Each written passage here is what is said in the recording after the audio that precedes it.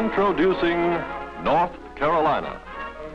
You know, they say there's nothing finer. And for a fact, you'll have to travel far to match the ever-changing pictorial beauty of the old North State.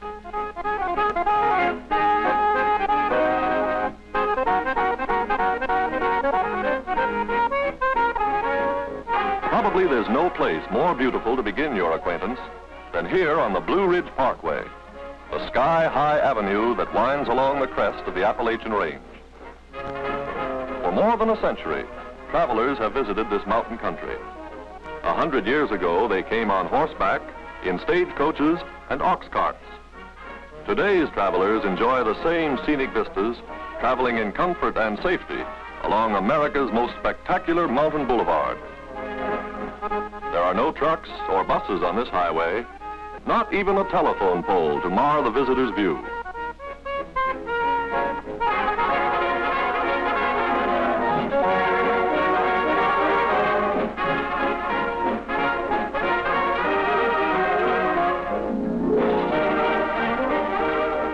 This young couple look happy. Why not? They're on vacation. And they've come to North Carolina because they've heard that here they will find all the things they want to do and see, all the way from mountaintops to ocean shore. You know, it's not every state that can boast of high ranges and a coastline ideal for swimming, boating, and fishing. What a wonderful way to settle that old question, which shall it be, the mountains or the sea? Pardon me just a moment, will you? Why, sure. This is your first visit to North Carolina, isn't it? That's right. Don't know much about it, but it sure looks fine from here. Yes, it does look fine. And we think it is fine. You say you don't know much about it, so here goes. Here's where you are, right on the top of the greatest mass of mountains in the eastern United States. East of the mountains lies the rolling country of the Piedmont. Beside fine farmlands, this section contains most of our big industries, powered by electricity developed from the state's abundant water supply. Eastward again are the coastal plains, one of the richest agricultural regions of the South. Rich in history, too, for it was here, nearly 3 centuries ago, that the first English colony in America was established. A scene very much like this greeted Sir Walter Raleigh's settlers when they first met North Carolina. On this exact spot lived that colony, only to disappear without a trace, leaving a mystery unsolved to this day. On Roanoke Island, during the summer months, a dramatization of that mystery is presented. It commemorates, too, the birthday of Virginia Dare, first child born of English parents in the New World. I baptize thee, Virginia, in the name of the Father, and of the Son, and of the Holy Ghost. Amen. Come, men, get your ale.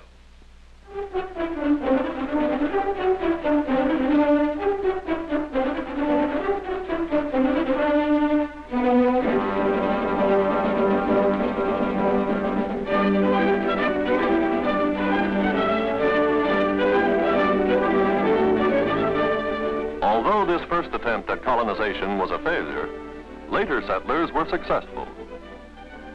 Not far from Roanoke Island, North Carolina's first permanent settlement was established, the town of Bath, which centers around this old church built in 1690. Throughout the state, landmarks in its history and progress are found. One of the most stately of these is Orton Mansion, established in 1725, symbolic of an era of colonial prosperity. This tower overlooks the campus of the University of North Carolina, first state university to open its doors in the United States. Dear to the hearts of all alumni is the Old Well, for 150 years the favored meeting place of undergraduates. You know, North Carolina seems to have a knack for staying in the headlines of history. On windswept Kill Devil Hill, this towering pylon marks the spot where the Wright brothers challenged the skies, making the first powered airplane flight. Proud of its past, It is small wonder that the capital city of North Carolina is named Raleigh, in memory of those first brave settlers on Roanoke Island. Confident of the future, the people of North Carolina have built many thriving cities.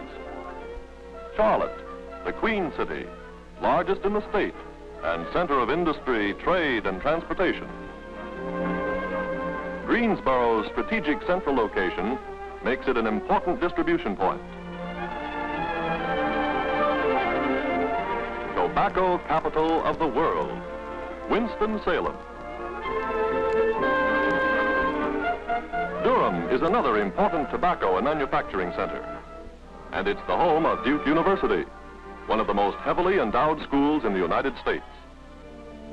These handsome Gothic buildings, set in a spacious campus, attract many visitors.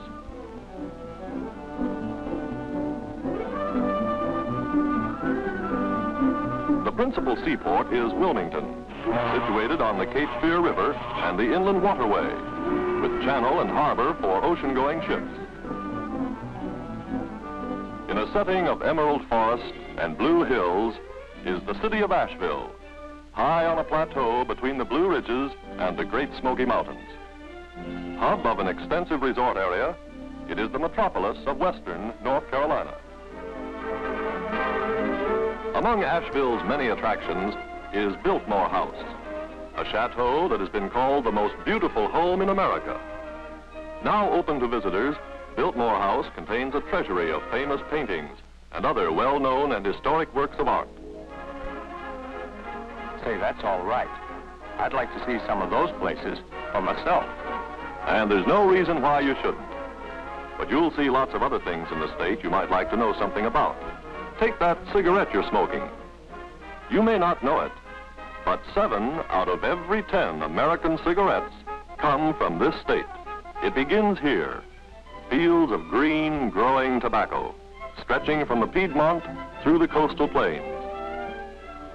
In late summer, scenes like this are on every hand. Farmers harvesting the state's most profitable cash crop, stripping the matured leaves from the stalks. At this busy season, the whole family and all the neighbors turn out to prepare the valuable crop for market. The leaves are made into hands. The hands are strung onto sticks, ready to be placed in the tobacco barns where the leaves will be cured by the heat from wood or oil fires.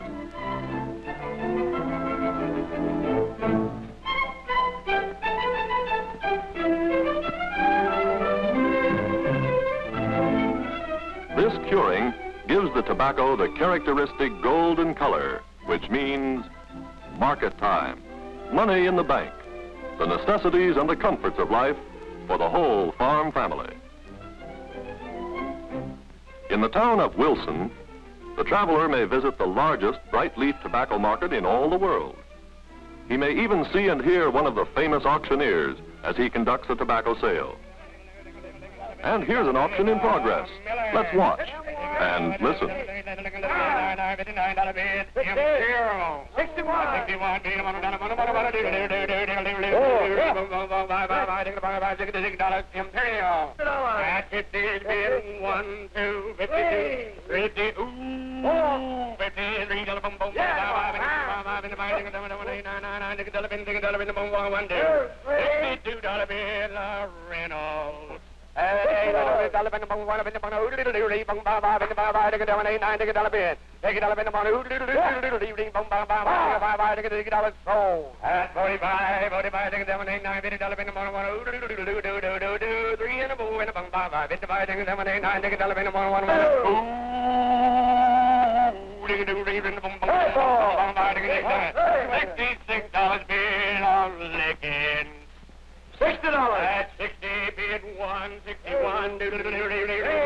Long years of careful aging are still necessary before this tobacco will be ready for final processing.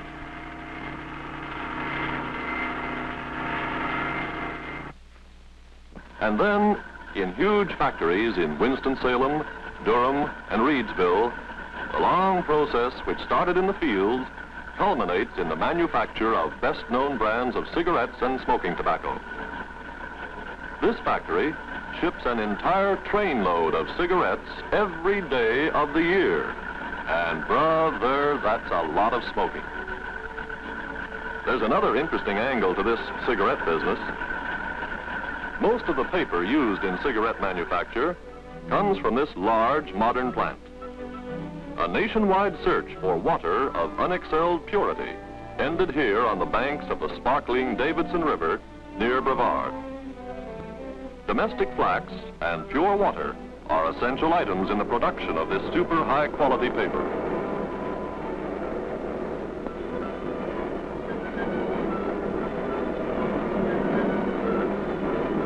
The big rolls are cut into little ones. Each of these small rolls contains enough paper for 85,000 cigarettes. Fishing is one of the more important occupations along the coast. Strangely enough, the most important catch is not primarily a food fish, but the fabulous menhaden. Always found in enormous schools, these fish seem to favor the North Carolina shore. As a result, an important marine industry has been developed based on the valuable oil extracted from the menhaden.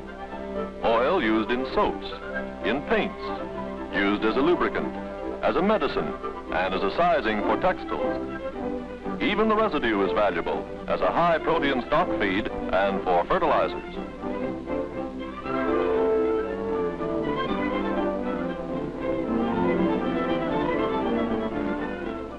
Well, I guess it's true most everywhere. Old and young alike go for goobers, or crisp, freshly roasted peanuts. North Carolina grows her own with a good share for the rest of the country. The loamy soil of the coastal plain is dotted with hundreds of fields. In early autumn, the tuber-laden vines are taken from the ground and stacked to dry. Later, harvesting equipment moves into the fields to separate the nuts from the dried vines.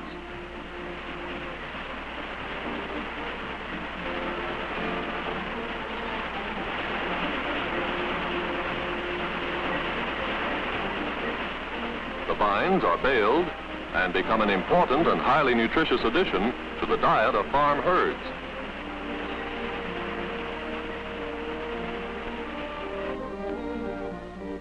Peanuts themselves are made into dozens of products and hundreds of byproducts. But the most familiar form is Old Man Peanut himself, roasted to a golden, tasty brown.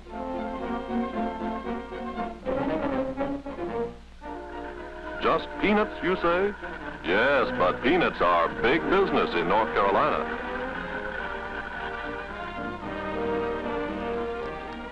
More North Carolinians earn their livelihood from the manufacture of textiles than from any other industrial endeavor.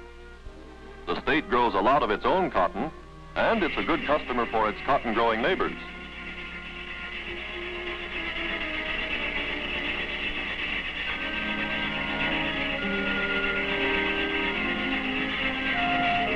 The fleecy bolls are transformed into yarn, and the yarn is woven into colorful fabrics, eventually to appear on markets around the world.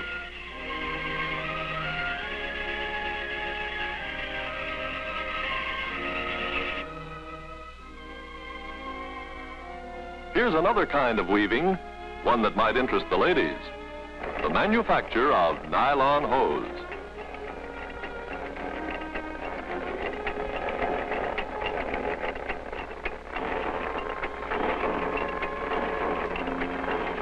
This is uncolored nylon, awaiting only the magic of chemistry to produce the myriad shades to please any lady's fancy. Burlington is the hosiery capital of the South. There, and in many other cities, this most glamorous item in the feminine wardrobe is produced in millions of units. The traveler in North Carolina will see everywhere evidence of the state's chief natural resource. Over half of the state is forested, and these forests contain the largest reserve of hardwoods remaining in this country.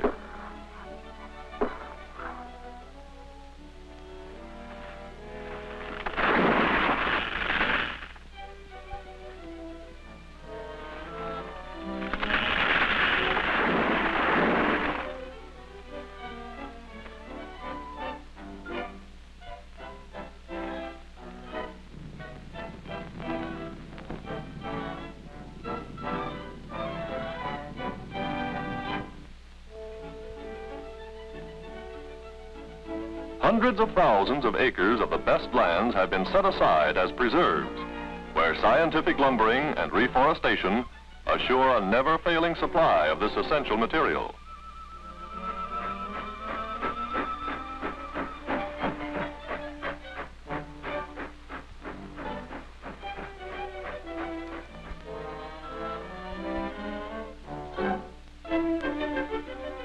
Mills like this consume a large part of the output of the forests for conversion into paper products of many kinds. Perhaps the paper on which your favorite magazine is printed came from this very factory.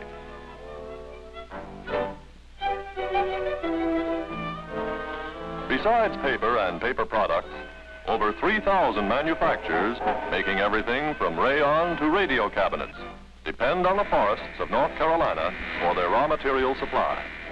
Chief among these industries is the manufacture of finished wood products, centered at High Point and Lenore. This state leads all others in the fabrication of fine furniture. Here's an interesting operation. This multiple carver enables one operator to shape 24 identical pieces at one time.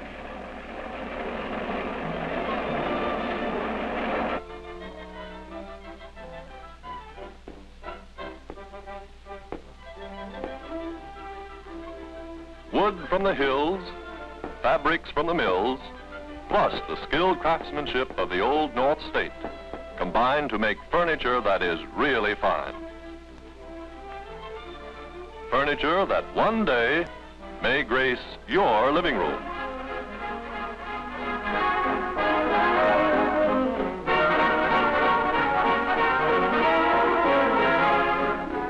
I guess that's enough education for a while. You've got a long way to go. You'd better get on with that vacation.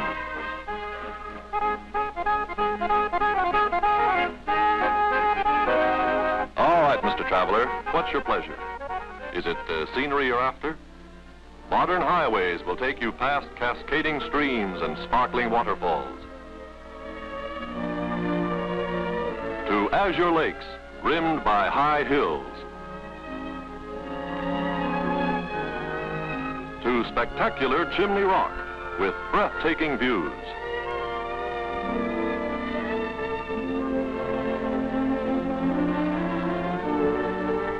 to the very top of Mount Mitchell, highest point in the eastern mountain range, or up the rugged slopes of Old Grandfather himself, which geologists claim is the oldest mountain in the world.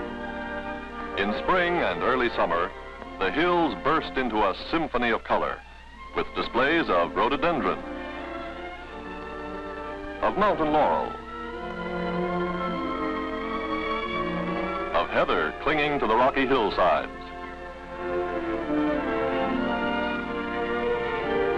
and the flame azalea, found nowhere else on this continent. Everywhere you go, you'll find settings of incomparable beauty. In fact, nice settings for your own vacation photographs. And you don't have to go far west to enjoy dude ranching. Modern, mile-high resorts provide facilities, plain or fancy, for the Wild West fan. Most popular national park in America is in the Great Smoky Mountains. Readily accessible by automobile, it is threaded by marked and graded trails, leading the adventurous vacationist to points of interest denied to casual motorists. While you're visiting the park, don't be surprised if you meet a friendly bear or two. Interesting acquaintance, yes, but don't get too chummy. Mr. Bear's idea of a love pat is the human equivalent of a knockout punch. If meeting bears or footing it aren't your ideas of fun, you may prefer the comforts of one of the many modern resort hotels or lodges with sports and recreation right outside the door. Something more modest? Many visitors prefer a cozy mountain cabin.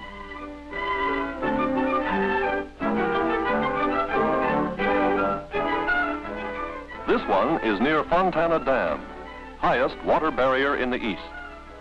This huge structure creates only one of dozens of lakes, providing water sports and year-round fishing for vacationists.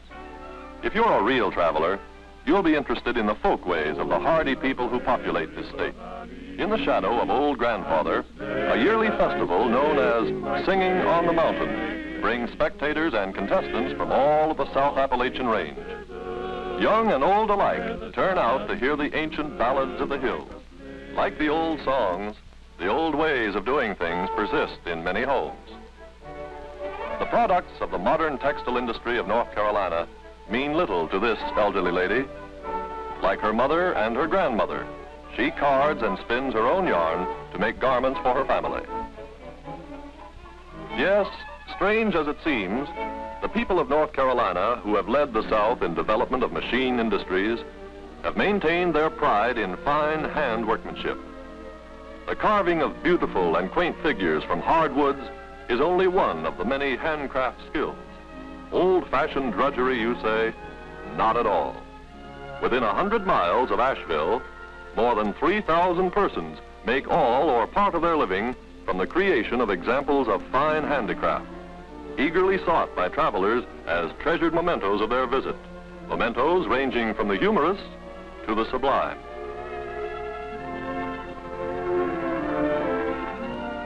Say, this is a pretty scene. Looks like one of our vacationing friends. And sure enough, it is. I guess she doesn't realize that outfit she's wearing would scare any respectable trout a mile downstream. Hey, what's this? Looks like she's hooked one. And she has. Well, it just goes to show you. North Carolina streams are kept so well stocked that even an amateur angler has a chance. The state even reserves one trout stream exclusively for women fishermen. Wonder where her husband is. Well, no sooner said than done.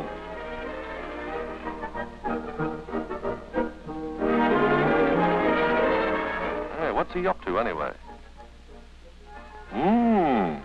Looks like a little campfire cookery in progress. Let's go over and see what gives. Trout on the fire. Beauties, too.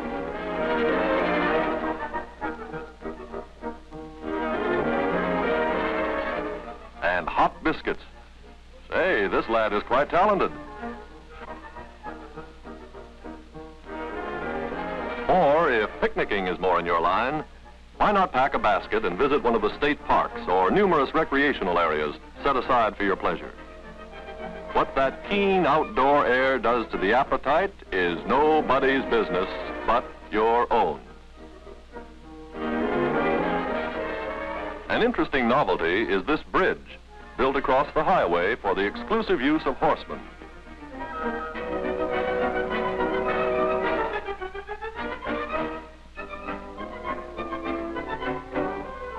Hundreds of miles of bridle paths wind through the forested hills of western North Carolina. If you don't want a horse, borrow his shoes. You can still have fun. Besides mountain streams, the Bass Lakes are popular with inland fishermen, none more so than Lake Lure. In its alpine setting, where swimming, boating, and aquaplaning round out the vacationist package of pleasure.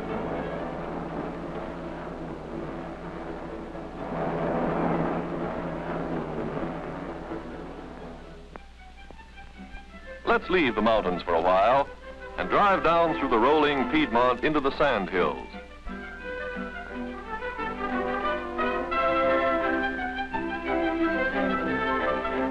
Once an ancient sea covered this country and left behind it the characteristic dunes of golden sand, the dwelling place of the stately longleaf pine, of holly and dogwood. For reasons unexplained by science, the sandhills enjoy an unusually mild climate, crisp, cool nights, sunny, brilliant days. So it's no wonder that for half a century, this region has been a popular winter resort. And it's no wonder, too, that golfers flock to these resorts in such numbers, because even when it showers, the thirsty sand absorbs the water so quickly that in a matter of minutes, a foursome can resume play. Many of today's famous players won their first recognition in tournaments on these championship courses. Riding, fox hunting, tennis, and other outdoor sports can be enjoyed almost every day.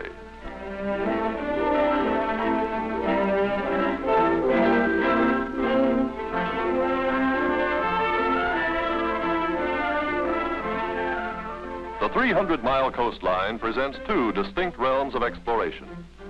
The Outer Banks comprise a maritime wilderness, appealing strongly to the adventurous sportsman and to those who would leave the madding crowd behind.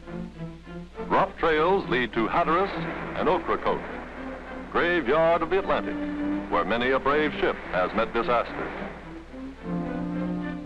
Coast Guardsmen stationed on this windswept bar have been awarded more Congressional Medals of Honor per capita than any other group. The little fishing village of Hatteras looks peaceful indeed, and it is peaceful. No police, no sheriff, and not even a jail. But the fishing, it's wonderful.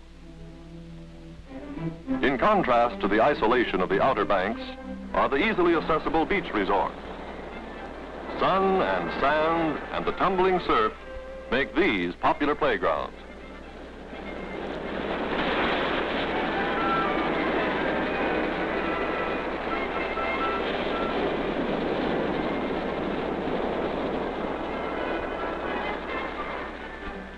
There's fishing here, too.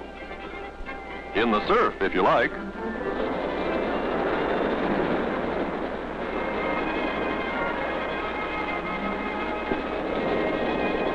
Or try your luck from a pier. But some sportsmen take to the open seas. And there in the indigo waters of the Gulf Stream await challenging amberjack, fighting dolphin, the vicious barracuda, Cero, sailfish, bonito, and the incomparable blue marlin. The growing legion of small craft sailormen find in North Carolina's sounds and rivers many hospitable waters for their graceful sport.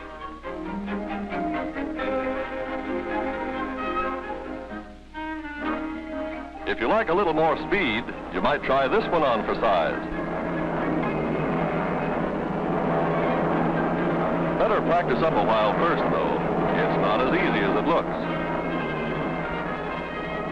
If you're wondering how to get off these things, just watch.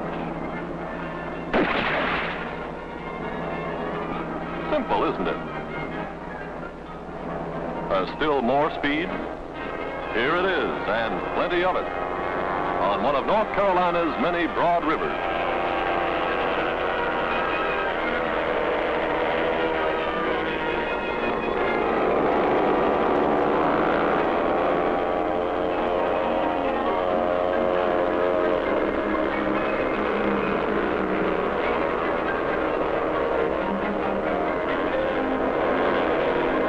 Saw in the mountains, there's plenty of scenery in other parts of North Carolina. In fact, the scenery along the beach is unusually pretty.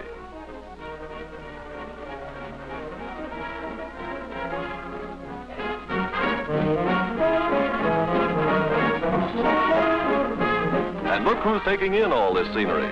It's our friends again. They've done what they set out to do, and in one vacation, they've had a glorious week in the mountains and another week of sunshine and fun on the seashore. Wonder how they liked it. Tell me, have you enjoyed your Tar Heel vacation? We sure have. And we really met North Carolina. I'm glad you did. I knew you'd like it. Because for fun, in winter, summer, spring, or fall, North Carolina has them all.